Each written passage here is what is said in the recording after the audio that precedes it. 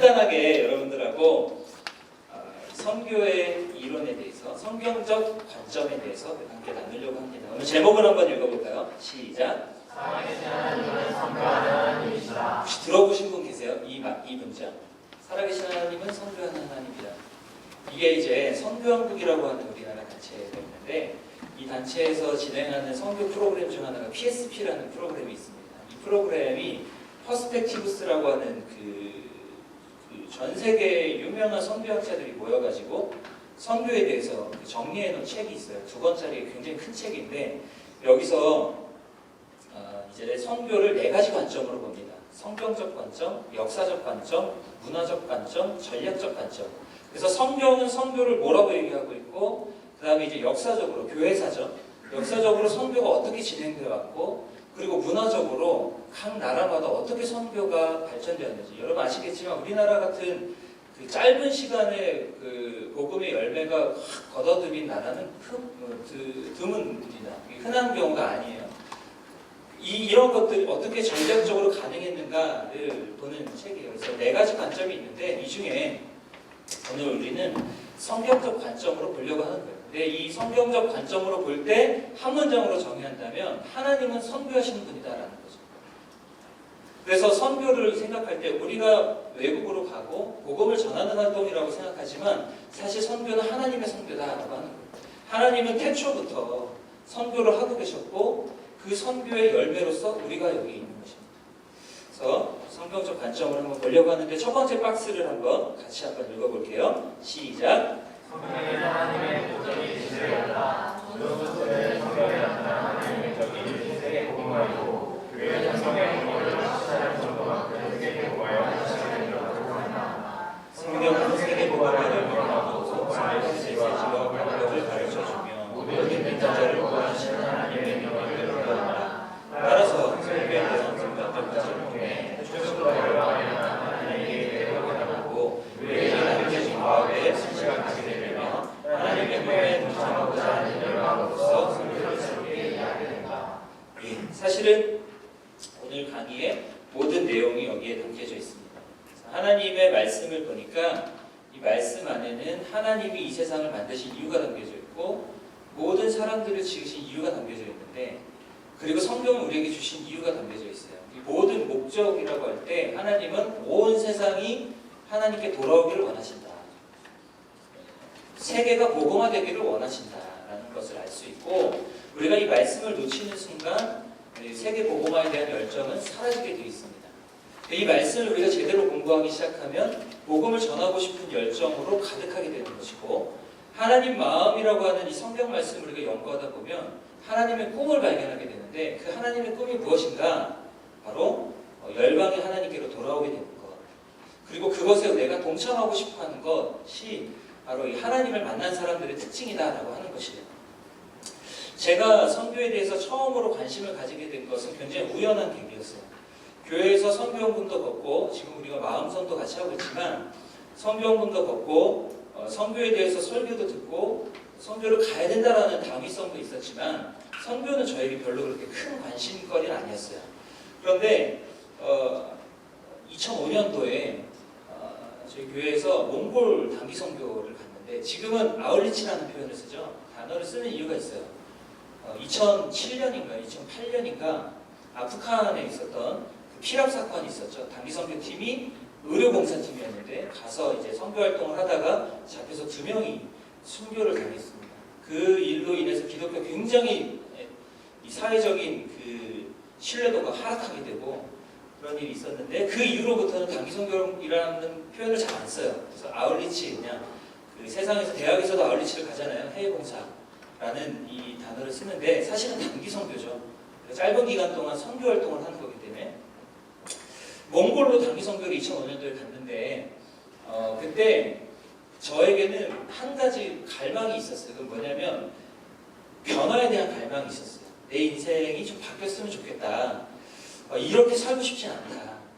그래서 신청서를 냈어요. 그러니까 어린 나이에 아무 연고도 없이 몽골에 가면 뭐 하는지도 모르고 단기 선교지가 뭔지도 모르는데 신청서를 그냥 써서 낸 거예요. 내가지고 수요일날 저녁에 첫 모임을 하는데 갔더니 놀라운 일이 일어났는데 제 친구들이 거기 다 있는 거예요. 이거 어떻게 된 거냐 그랬더니 서로 얘기를 안 하고 비슷한 좀 뭔가 있었나 봐요. 비슷한 시기에. 그래서 저희가 굉장히 재밌게 몽골 선교를 갔던 기억이 있어요. 근데 몽골 말도 하나도 뭐 준비도 제대로 안 했어. 어린아이니까 막 다 빠지고 막 도망치고 막 그러다가 어떻게 하다 몽골을 갔는데 많이 들리는 말이 게덱이라는 말이었어요. 게덱. 그래가지고 우리 형제들끼리 서로 게덱 하면서 막 놀았던 기억이 나요. 나중에 저는 그게 형제라는 말인 줄 알았는데 알고 지금 보니까 그냥 씁니다 할 때 그 가짜 같은 의미예요. 마지막 마무리하는. 그래서 게덱이 계속 들렸던 거야. 몽골 말도 게덱 하니까 우리는 이제 게덱 모임이라고 해가지고 형제들 다시 몽골로 오자 그런 거였습니다. 그런데요, 가서 제가 경험했던 체험 중에 하나 신기한 거 하나는 뭐였냐면 울란바토르라고 하는 몽골의 수도에서 조그맣게 교회를 하시는 선교사님의 교회였는데 여름 성경학교를 열어줬는데 한 여자 꼬마애가 너무 귀여운 애가 있었어요. 얘가 할머니랑 계속 여름 성경학교로 왔는데 얘한테 이제 통역관을 해가지고 물어봤죠. 기도 제목이 있으면 우리가 기도해주겠다. 그랬더니 얘가 울면서 하는 말이 뭐냐면 자기 엄마가 집을 나갔는데 돌아왔으면 좋겠다는 거예요. 지금도 그런지 모르겠지만 몽골은 그 아이를 놓고 집을 나가는 경우가 많았어요. 근데 그 집이 어디냐면 친정 엄마한테 애를 주고 자기 집을 나간 거예요. 그래서 그것을 위해서 우리 몽골팀이 다 모여서 눈물로 기도를 했어요. 근데 놀라운 거는 마지막 날 3박 4일인가 이 수련회를 진행했는데 마지막 우리가 떠나오기 직전인가에 그 아이의 엄마가 돌아왔다는 얘기를 들었어요. 그 할머니가 울면서 아이랑 손잡고 와가지고 아이 엄마가 돌아왔습니다. 그래서 저희가 너무 놀란 거죠. 사실 그렇게 큰 믿음으로 기도하거나 그런 것도 아니었는데 성교지에서 이런 일이 발생하는구나. 그리고 또 짧은 거 하나만 얘기하면 제가 성경학교 담당으로 볼펜이 필요했어요. 근데 이 교회에 볼펜을 다 끌어다 모아서 100개인가를 만들어라 그랬어요, 저한테. 그래서 제가 그걸 막 선교사님이 어떤 이상한 박스를 주셔서 거기에 있는 볼펜을 다 써봤어요. 처음에는 50개도 안 되는 거예요. 그래서 이제 우리 옆에 있던 형님한테 50개도 안 됩니다, 이거 어떡합니까? 그랬더니 다시 세보라는 거예요. 그래서 다시 또 막 다 써봤을 또 뭐가 써지는 거예요. 그래서 한 70개가 됐어요. 이거밖에 안 돼. 이게 더 이상은 안 됩니다. 이제 스프링도 나갔고, 이건 이제 더 이상은 안 돼요. 했더니, 민호야, 기도하고 다시 세봐. 그래서 제가 또 기도하고 또 셌는데 할렐루야 100개가 된 거예요. 너무 놀라가지고, 게덴 모임에 가가지고, 우리 남자들, 형제들 숙소에 가가지고, 와, 내가 처음에 볼펜을 셌는데 50개였는데, 나중에 세고, 기도하고 세니까 100개가 됐다고. 그랬더니, 우리 형님들이 너무 당연한 일이라는 거예요. 선교지에서는 아무것도 안 일어나는 거예요. 마치 자기들을 굉장히 기적을 체험한 것처럼 그건 저것도 아니야 그러면서 그 기억이 있어요. 22살 아주 어렸을 텐데 너무 좋았던 기억이었어요. 그러니까 선교지에서 그렇게 하나님이라는 분을 내가 잘 모르지만 어쨌든 믿음으로 기도할 때 하나님이 아주 역동적으로 역사하시는 것을 어린 저는 경험을 한 거니까. 그리고요, 제가 2008년도에 태국 선교를 갔습니다. 그때 굉장히 비장한 마음으로 갔어요. 예수님을 인격적으로 만났고, 나는 이제 선교를 위해서 잘 준비해야겠다. 그래서 그때 당시에 4개월 동안 선교를 준비했어요. 굉장히 오랜 시간 동안 이론 교육을 하고, 북리뷰를 내고, 조별로 토의를 하고, 양아지 선교사위원을 가고, 굉장히 세계적으로 준비를 했어요. 근데 제게 있어서 그때 그 기억은 제가 선교를 제대로 준비한 첫 해라고 제가 기억이 나요. 가서 굉장히 하나님을 체험하고 선교사로 살아야겠다라고 결단했던, 지금은 전도사로 살고 있지만 선교사로 살아야겠다. 그래서 제가 나중에 신대원에 갈 때 하나님께 이렇게 기도했어요. 하나님이 그 신대원 1층에 가면 선교 동아리 집이 있어요. 그 앞에 그 견습 선교사라고 해서 1년 동안 선교사 지원을 받는 단기 선교 프로그램이 있거든요. 국가가 쫙 써 있고 그 생활비가 얼마가 필요하고 가면 무슨 사역을 하게 되는지가 적혀 있는 내용의 그걸 보면서 제가 매일같이 도서관 7층 도서관에서 공부하고 1층으로 내려와서 그 앞에서 기도를 하고 갔어요. 하나님 저에게 신령을 붙여주시면 저는 가겠습니다. 견습 선교로 헌신하겠습니다. 라고 기도를 했는데 신대원 붙고 망설여지더라고요. 가정이 있고 우리 애가 이제 둘째까지도 초등학교를 들어가야 되는 상황이었는데 제가 아내한테 1년 동안에 갔다 오겠다 딱 비장하게 했더니 어떻게 했을까요 우리 아내가? 죽고 싶어 어딜 가? 이런 반응이었어요. 그런데 놀라운 건 우리 아내가 혼자 못 보내 이렇게 얘기하더라고요. 그래서 우리 4명이 다 같이 한 가족이 갔어요. 그 과정도 굉장히 반대가 심했고 학교에서도 반대가 너무 심했고 아무튼 굉장히 어려운 끝에 갔던 기억이 있습니다. 제가 왜 이렇게 선교에 대해서 이야기를 드리냐면 여러분들도 이번 아울리치 국내가 됐던 해외가 됐던 참고로 저는 국내 아울리치에서 저희 아내를 만났어요. 여기서 우리 아내가 선교회비를 막 걷는데 너무 잘 걷는 거야. 야 너 빨리 돈 내! 이러면서 막 돈을 걷는 모습을 보고 제가 반했어요. 그래가지고 누나 하면서 쫓아다녔던 여러분들도 선교를 즐겁게 생각했으면 좋겠어요. 그리고 이번 선교에서 즐거운 일이 일어날 거라고 하는 그 기대감이 있었으면 좋겠어요. 한 번도 안 좋았던 기억이 있는 선교는 없었던 것 같아요. 항상 하나님의 그 역사가 있었고 열매가 있었고 어떤 결단이 있었고 인생에 대한 새로운 시각을 갖게 되는 선교였어요. 자, 그래서 우리는 이제 성경에서는 선교를 어떻게 정의하고 있는지를 잠깐만 살펴볼게요. 선교란 무엇인가? 선교에 대해서 다양한 정의가 있어요. 다양한 정의가 있는데 선교학의 아버지라고 하는 이렇게 불리우는 도널드 맥가브란이라는 사람이 있습니다. 이분이 이렇게 정의를 했어요. 우리 박스에 있는 글을 예은자매가 좀 읽어주세요.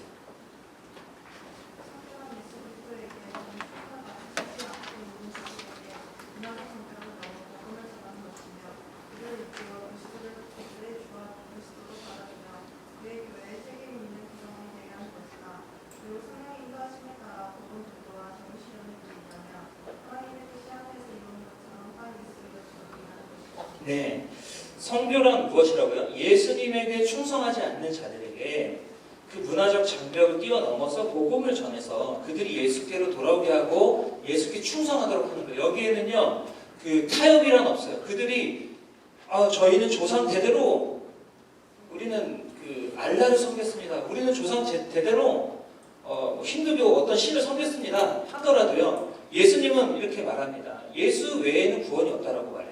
그래서 예수님께로 돌아오라고 말합니다. 거기서 충돌이 일어나게 되죠. 충돌이 일어납니다. 우리가 예수를 믿는 과정이 아주 자연스럽게 예수를 믿는 것이 편했다. 굉장히 복이에요. 대부분의 사람들은요, 그리고 대부분의 그 선교지에 있는 사람들은 예수를 믿는다라고 하는 것은 자신의 어떤 모든 걸 포기해야 되는 상황인 것입니다. 그 마을에서 쫓겨나는 경우도 있어요. 인도네시아는 무슬림이 센 나라잖아요. 무슬림이 어떻게 포교를 하냐면 생활비를 지원을 해요. 그래서 한 달에 40만 원 정도 되는 돈을 내줍니다. 그럼 어떻게 그 무슬림 세계에서 포기할 수가 있겠어요? 가난한 사람들 특히. 그 사람들에게 있어서 자신의 모든 것을 다 놓고 와야 되는 거예요.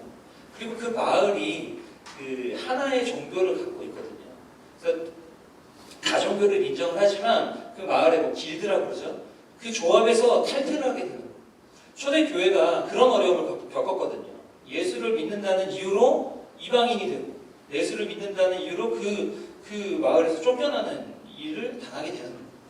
그런데 예수님은 타협하지 않는다는 거죠. 예수님께 돌아오라라고 말씀하시고 그들로 하여금 그리스도를 그들의 주와 그리스도로 받아들여 그의 교회의 책임 있는 구성원이 되게 하는 것이다. 여기까지는 우리가 이해하는 선교일 것입니다. 그리고 뭐냐면 성령의 인도하심을 따라서 복음 전도와 정의 실현. 이게 로잔 언약에서 복음주의권에서 이제 이 정의를 내린 거예요. 복음 전도만이 선교냐? 아니면 가난하고 못 사는 사람들 그리고 모든 게 황폐해진 곳에 떡을 전하고 빵을 전하고 그들이 다시 살 수 있도록 돕는 도시 재생 건설을 하고 이런 일들을 하는 봉사는 선교가 아니냐라는 질문이 막 들어온 거예요.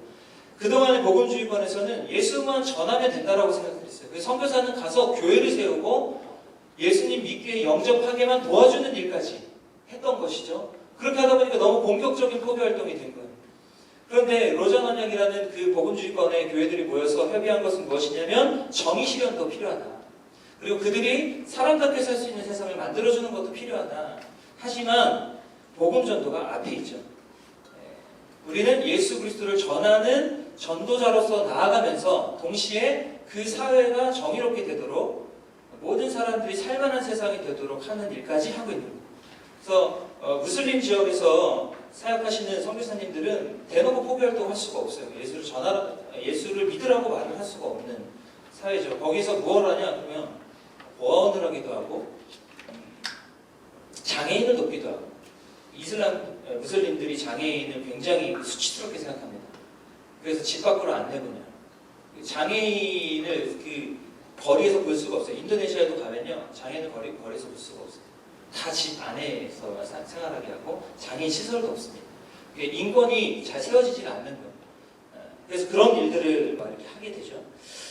그래서 하나님의 뜻이 하늘에서 이룬 것처럼 땅에서도 이루어지도록 하는 것이 선교다. 그렇다고 한다면 우리가 세상에서 하는 모든 일이 선교라고 할 수 있죠. 여러분들이 학교에서 공부를 열심히 하고 세상으로 나가서 어떤 일을 할 때에 그것이 경제적인 수입을 위해서만 하는 활동이 아니라 하나님의 나라가 이 땅 가운데 임하도록 하는 일에 일조하고 있다라고 하는 거예요. 그런 의미에서 우리는 모두 다 선교사라고 할 수 있습니다. 성경은 그러면 선교를 뭐라고 얘기하냐? 두 가지만 좀 간단하게 살펴보려고 하는데요. 성경은 1번 살아계신 하나님은 선교하시는 하나님이다라는 사실을 알려준다. 여러분 선교에 대한 명령이 어디에서 나올까요? 어느 성경에서 나올까요? 한번 이야기해 주시겠어요? 마태복음 나왔습니다. 네, 마태복음 28장에 보면은 너희는 땅끝까지 이르러 복음을 전해라. 내가 너희 항상 함께 있으리라 라는 말씀이죠. 또 어디 나오죠? 네, 누구예요? 창세기 누굽니까? 유진이 역시 우리 소유기 문답 수제자답게 우리 반장이었어요. 창세기 어디 나오죠? 이거 봤니? 치아 기가 막히네. 뭔 얘기를 하고 싶은 거냐면 우리는 선교에 대한 명령이라고 하면 마태복음이라던가 사도행전으로 가서 우리가 생각을 하죠. 사도행전이 이제 선교하는 역사니까 복음이 막 증거되는 역사니까.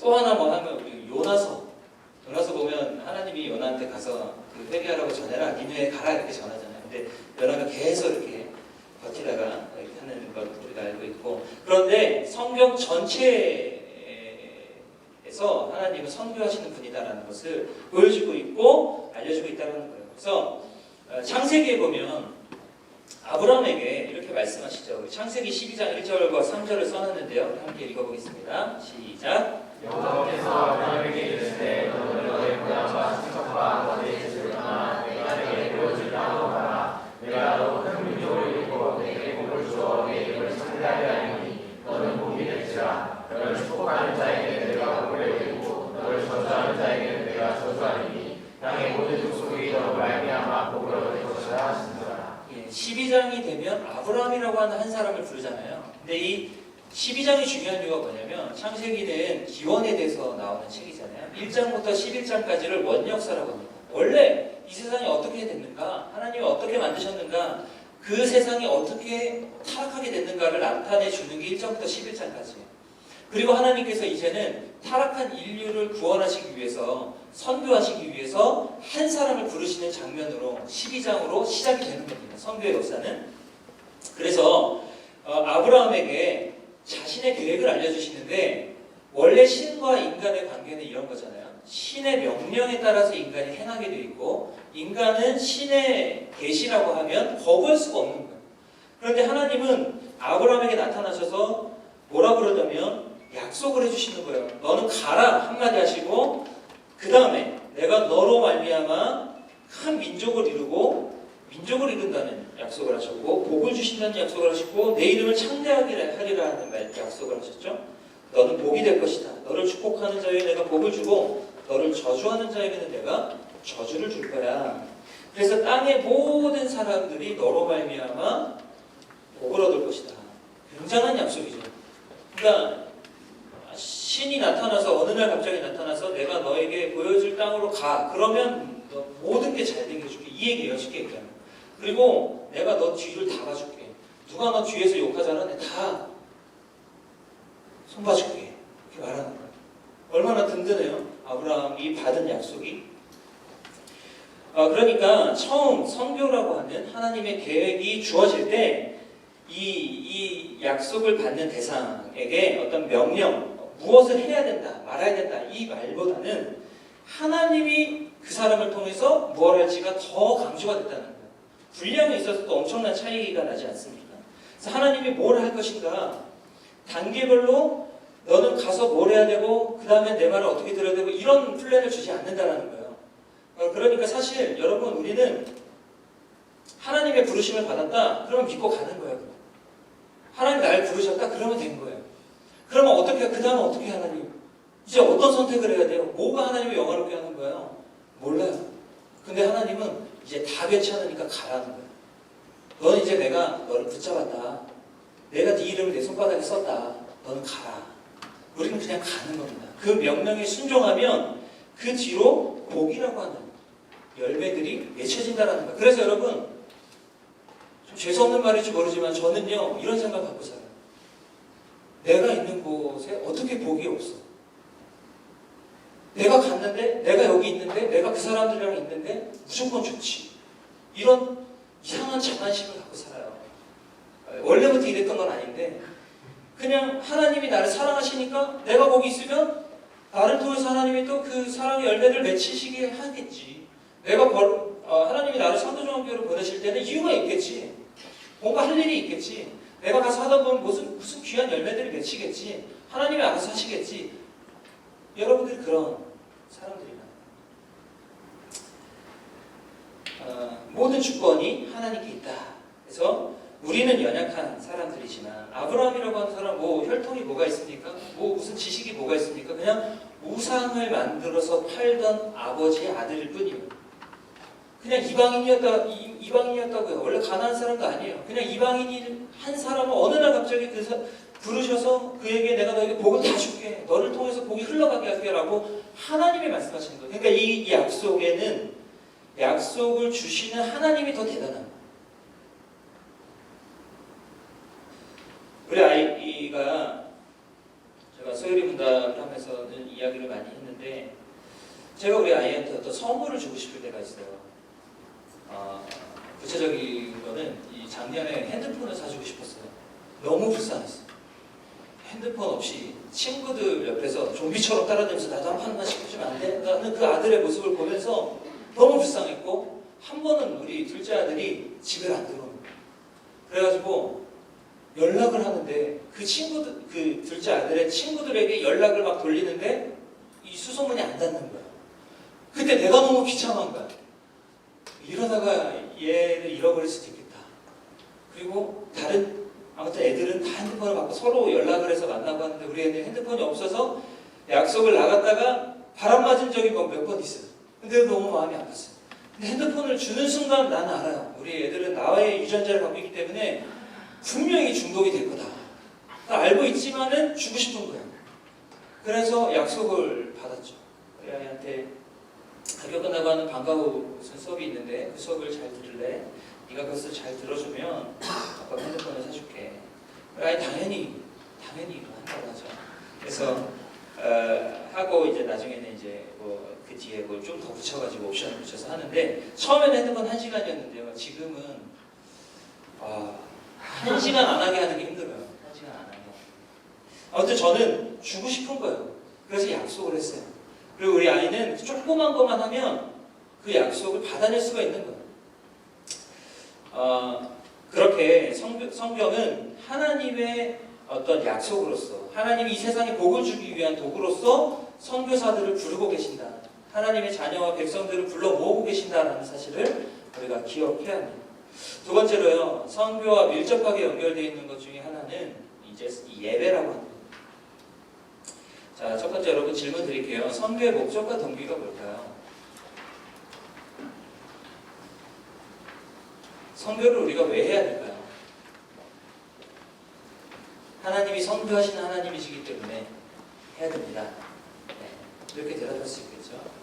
예수를 내가 먼저 믿었기 때문에 전해야 됩니다. 뭐 이런 말을 하실 수도 있고, 그러나 성경은요 우리에게 뭐라고 얘기하고 있냐면 선교의 목적과 동기는 바로 하나님의 영광이다.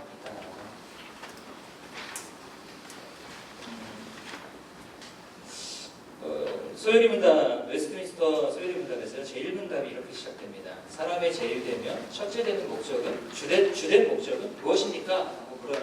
그러면 뭐라고 대답하죠?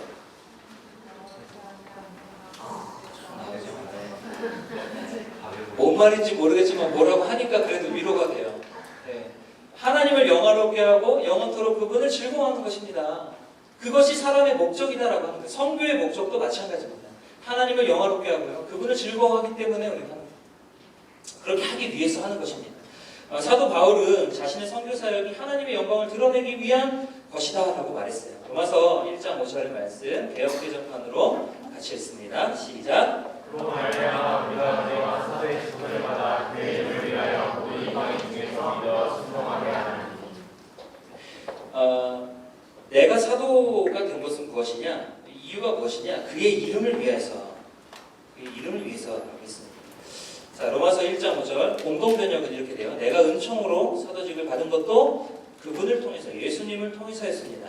이것은 모든 이방인들에게 하나님을 믿고 복종할 것을 가르침으로써 그분의 영광을 드러내기 위한 것이었습니다. 우리가 복음을 전하는 이유가 무엇인가? 올해에도 아울리치를 국내로 해외로 나가는 이유가 무엇인가? 하나님의 영광을 드러내기 위해서입니다. 그래서 하나님의 영광으로 가득 찬 사람, 하나님의 영광을 본 사람은요 전하게 돼 있어요. 사도 바울이 그랬죠. 사도행전 9장에 가면 사도 바울이 회심하게 되는 그 내용이 나오는데 자기에게 빛이 임했잖아요. 다메섹 도상에서 예수라는 빛이 임했어요. 그 빛을 보니까 그가 어떻게 됐습니까? 이방인을 위해서 자기 목숨도 내놓고 복음을 전하러 다니는 선교사가 됐다라고 하는 것이죠. 그 빛이 임하니까, 그 영광의 빛이 임하니까. 그래서 두 번째로 교회의 궁극적 목표는 무엇인가? 이건 선교가 아닙니다. 이렇게 얘기하죠. 기도할 때 이렇게 어르신들이 많이 기도하세요. 우리 교회가 이 상도동 지역에 구원의 방주가 되게 해주십시오. 이렇게 기도해요. 그래서 방주 이야기 아시죠? 그 노아가 만든 방주에 타면은 구원을 받는 거예요. 안 타면 못 받아요. 지각해도 안 돼요. 문이 닫히는 시간이 있어요. 그 시간 안에 들어와야 되는 거예요. 그래서 교회가 곧 구원의 방주다 그래서 방주교회도 여기 있잖아요. 교회 이름을 방주교회로도 짓고 하는데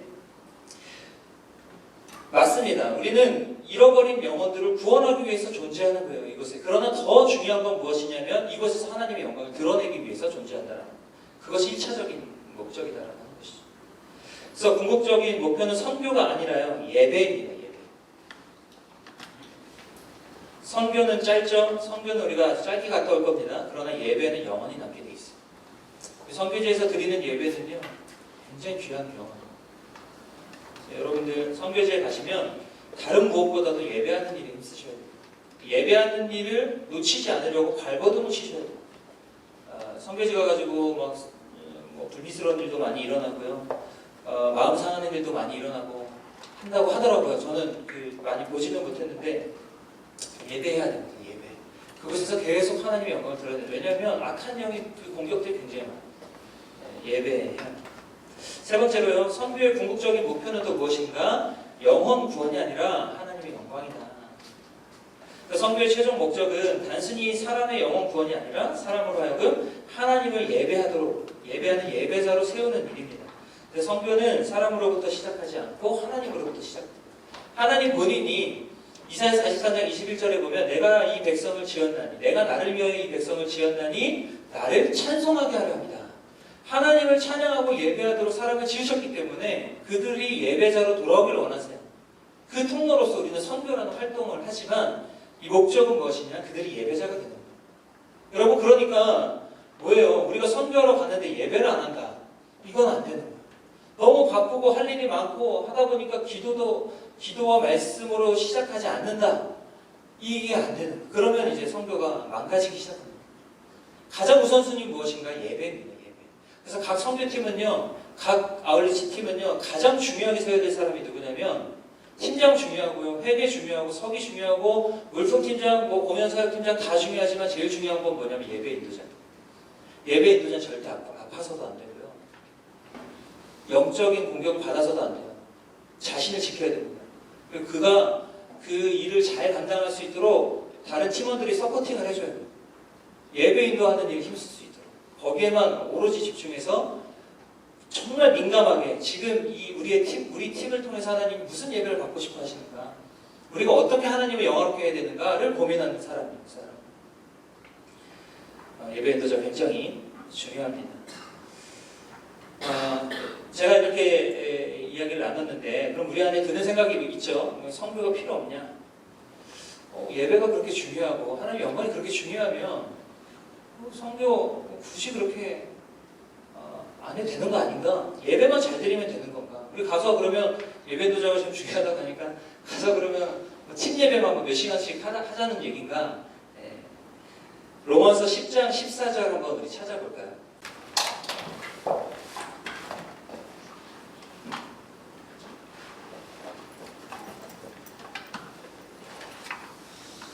찾으셨습니까?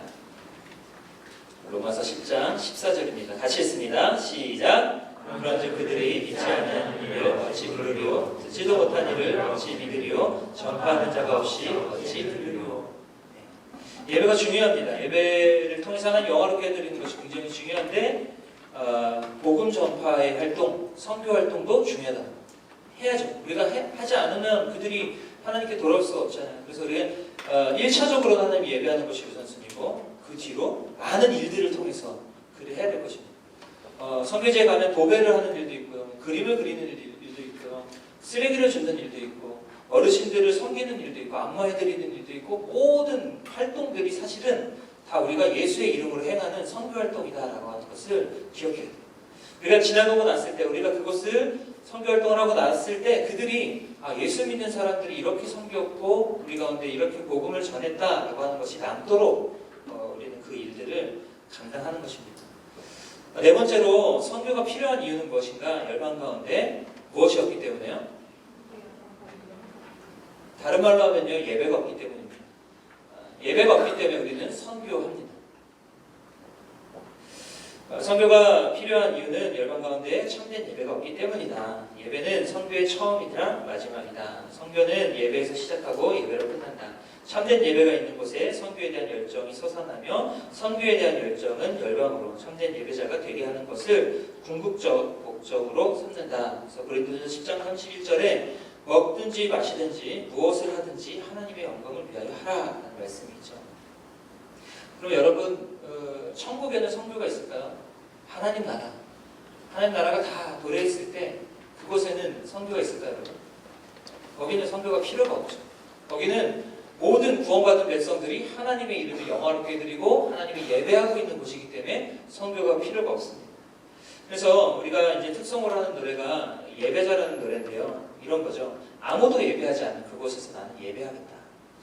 여러분 한번 생각해 보세요. 내가 하나님을 열렬히 예배하고 있고 하나님이 영화로우신 분이고 하나님을 막 사랑하고 있어요. 그런데 어느 곳에서는 지금 하나님을 향한 그 예배가 없다 라고 한다면 가슴 아픈 일 아닙니까?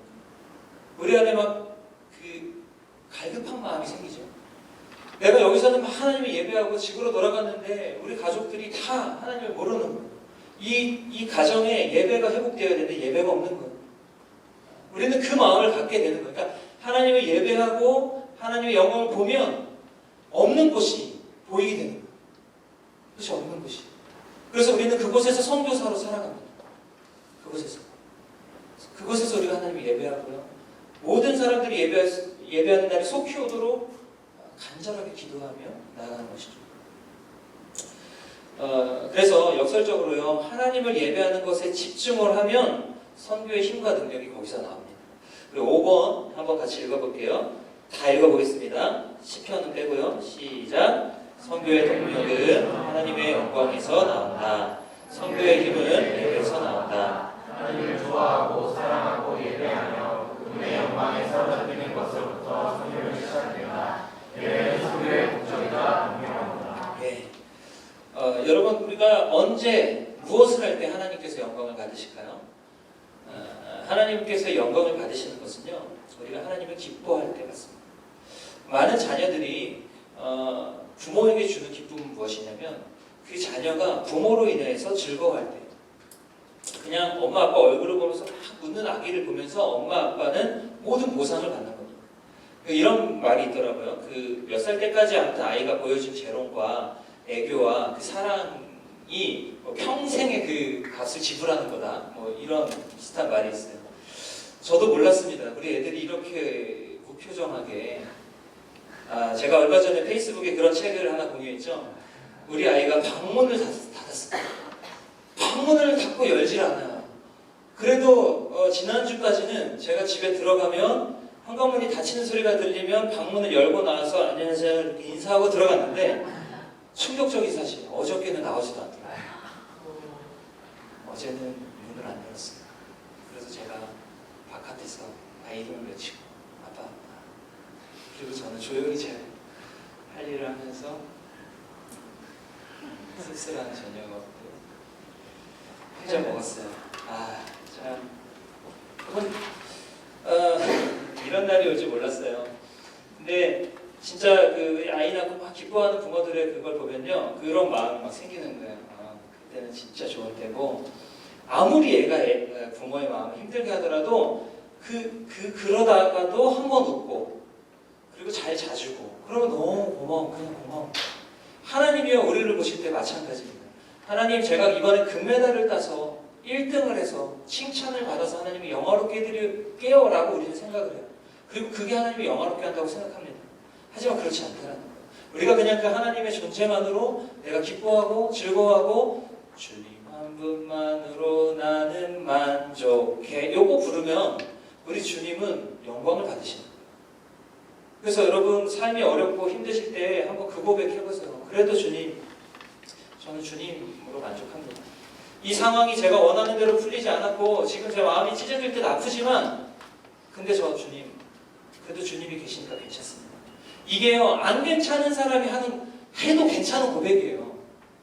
여러분이 안 괜찮을 때도요, 조금 거짓말을 섞어서라도 이 말을 하잖아요. 말의 능력이 있잖아요. 변화되는 것을 보게 돼요. 여러분 마음이 변화될 거예요. 선교 활동하고요, 우리가 다음 주에 바자회도 할 거고 많은 일들 하다 보면 마음 상하는 일들을 만날 겁니다. 그런데요, 우리가 그때마다 속으로 계속해서 외치는 거예요. 주님으로 만족합니다. 하나님, 저를 자녀 삼아주셨으니까 그걸로 됐습니다. 고맙습니다, 주님. 그리고 가는 겁니다. 시편 96편 1절과 3절을 우리 같이 한번 읽겠습니다. 시작. 새 노래로 여호와께 노래하라. 온 땅이여 여호와께 노래할지어다. 여호와께 노래하여 그의 이름을 송축하며 그의 구원을 날마다 전파할지어다. 그의 영광을 백성들 가운데에, 그의 기이한 행적을 만민 가운데에 선포할지어다. 아멘. 부흥이 있는 어떤 지역에 대부흥이 일어나잖아요. 그러면 다 반드시 생기는 부흥이 있는데 선교의 부흥입니다. 평양 대부흥이 우리나라에 1907년도에 생겼어요. 그 부흥은요, 회개운동으로부터 시작됐는데 그 회개운동은 또 어디서 시작됐냐면 말씀을 공부하는 데서 시작했어요. 성경을 밤낮으로 성도들이 모여가지고 연구하고 부흥사를 통해서 말씀을 듣고 공부하기 시작할 때 그들 안에 죄가 발견됐습니다. 내가 말씀을 막 읽다 보니까 나는 죄인이구나라는 걸 깨달았고, 우리가 이번 수련회 때 겪은 것처럼 내가 죄인이다라는 걸 깨달으니까 주의 은혜가 너무 큰 거예요. 주의 은혜가 너무 크다라는 걸 깨달으니까 복음을 전하기 시작했는데요. 그 옛날 1907년도 일제 식민지에 있을 때 우리나라에서 선교사를 중국으로 보냈어요. 그리고 거의 다른 나라였던 탐나도 제주도로 선교사를 보냈습니다. 이기풍 목사님이라는 분을 우리 교단에서 제일 먼저 파송했어요. 그분들이요, 가가지고 한 것은 다른 것이 아니에요. 그분들은요, 정말 가난했어요. 한국 교회가 돈이 있어서 그를 선교사로 보낼 수 있는 여건이 되지 않았습니다. 그런데 그들은 나갔다라는 거예요. 왜? 내가 복음을 깨달으니까 전하지 않고는 견딜 수가 없는 거예요. 그래서 그곳에서 목숨의 위험이 있는 곳이라 할지라도 복음을 들고 나가는. 그래서 한국 선교의 역사는요, 부흥의 역사가 같이 시작합니다. 예배가 회복되면요, 우리 안에 선교가 일어나게 돼 있어요. 저는 이 아우렛시 팀이 우리 예배 부흥의 열매라고 생각해요. 하나님께서 예배를 통해서 우리에게 영광을 나타내 주시면 그 영광을 본 자들은 반드시 주의 일을 위해서 힘쓰게 되어 있다라고 하는 것이에요. 성경 공부를 열심히 하고 성경 공부 가운데 진리를 발견했다면 그 진리 되시는 주님을 전하지 않고는 견딜 수 없게 됐다라는 것이죠.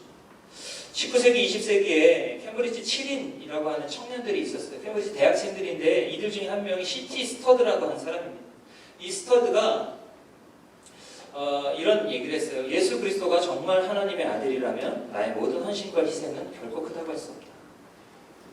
예수님이 하나님의 아들이고 그가 나를 위해서 이 남루한 땅 가운데 오셔서 성육신하셔서 십자가 달려서 죽으신 것이 정말 사실이다라고 한다면 내가 이 캠브리지 7인으로서 내가 모든 대학의 모든 명예 것들 다 버리고 내가 복음을 위해서 헌신하고 평생 희생한다 할지라도 그것은 결코 크다고 할 수 없다라고 얘기했다는 거예요. 정리를 하면요. 우리 하박국 2장 14절의 말씀을 같이 읽겠습니다. 시작. 그래서 우리 바다의 거품같이 여호와의 영광을 원하는 것이 세상에 나타나리라. 예, 우리는 이 믿음으로 나가는 것입니다. 온 세상 가운데 하나님의 영광을 인정하는 일들이 생기기를 소망하고 바라고 그래서 믿음으로 바라보면서 가는 것입니다. 그래서 밑에 마무리 글이 있는데 우리 함께 읽어보겠습니다. 시작. 교회의 궁극적인 선교가 아니라 예배이다. 성가가 존재하는 이유는 예배가 존재하지 않기 때문이다. 궁극적으로 하는 것은 선교가 아니라 예배이다. 왜냐하면 궁극적으로 중요한 것은 사랑이 아니라 하나님이시기 때문이다. 다할 수 없이 많은 구속받은 우리가 하나님의 보좌 앞에 엎드릴 때 선교는 더 이상 존재하지 않을 것이다. 선교는 잠깐 동안 필요하지만 예배는 영원히 않는다. 이것은 선교를 축소하자는 것이 아니라 오히려 하나님을 확대하자는 것이다. 하나님에 대한 열정이 약한 곳에서는 선교에 대한 열정도 약한 것이다. 예배는 선교를 끊임없이 지속하게 만드는 동력이다. 하나님의 경외함으로 예배의 불꽃이 펄펄 타오른다면 선교의 빛은 세상의 가장 어두운 곳에 있는 사람들에게까지 비춰질 것이다. 아멘. 그래서 선교는 우리가 하나님을 기뻐하는 것이 넘쳐 흐르는 것입니다. 여러분들이 먼저 선교를 위해서 준비해야 될 것은 무엇이냐? 예배를 회복하는 일. 하나님을 예배하는 기쁨으로 차고 넘치셔서 그 기쁨 가지고 나아가시는 여러분 되시기를 축복합니다. 그래서 우리의 아울리치는 7월에 시작하는 것이 아니고 이미 시작했습니다. 이미 여러분 안에서 하나님께서 일하셨고 하나님께서 여러분의 예배를 회복시키시기를 원하시고 하나님의 영광을 아는 기쁨으로 차고 넘쳐서 여러분들이 그것 가운데 나아가시기를 주님께서 원하신다라고 하는 것입니다. 그래서 우리는 고생하고 좀 힘들고 여러 가지 일들이 있겠지만은 거기 가서 보다 더 중요한 건 뭐냐? 그곳을 갔다 왔을 때의 삶입니다. 우리가 아우리치를 다녀왔을 때 우리 인생은 변화될 거예요. 우리 인생은 예배가 회복된 삶이고 하나님의 영광 받으셔야 된다라고 하는 열정으로 가득 찬 선교사로서의 삶이 여러분에게는 이미 시작됐다라고 하는 것입니다. 많은 사람들에게 제가 만날 때마다 아울리치 가야지 라고 이야기를 던지는데요. 저는 그것이 하나님의 부르심이다라고 생각합니다. 각자의 상황과 여건에 맞춰서 여러분들이 결단하시고 선택하셨겠지만은 그마저도 하나님의 부르심 없이는 가능하지 않는 것이고 그리고 또 여러분 누가 가자고 해줘야 또 가잖아요. 사람들이 그렇습니다. 그래서 아직 시간이 좀 남았는데 여러분들도 그 하나님 부르심에 동참하셔서 많은 사람들에게 동원을 해보세요.